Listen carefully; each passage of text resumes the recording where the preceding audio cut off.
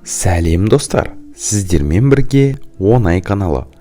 Бүгінгі біздің қызықты тақырыбымыз ақыл тісі туралы болмақ.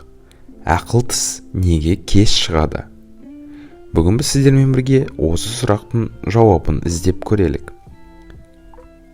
Аризона университетінің ғалымдары ақыл тістің неге кеш шығатыны жайлы зерттеу жүргізіп, құпиясын ашты.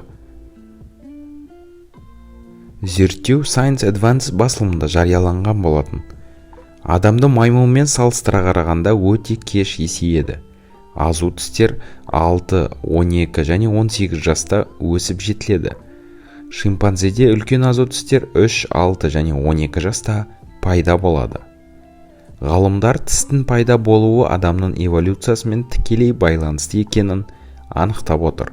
Зерттеу барысында олар маймылдың 21 түрінің сүйектері мен тістерін талдаған.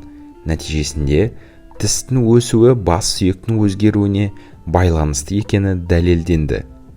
Аса маңызды факторлардың бірі жақтың дамуы. Жақ үлкейе келе тіс те өсе бастайды. Тіс өздігінен тұрмайтыны да белгілі.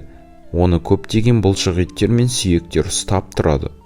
Соның нәтижесінде тағамды шайнап ұсақтауға көмектеседі. Ғалымдар анықтағандай, адамның жағы өте баяу дамиды. Сондықтан да ақыл тіс кеш шығады. Бұл зерттеу адам физиологиясын зерттеу үшін ғана маңызды емес. Болашақ даму жолына да құнды жаңалық болмақ деген ойдамыз.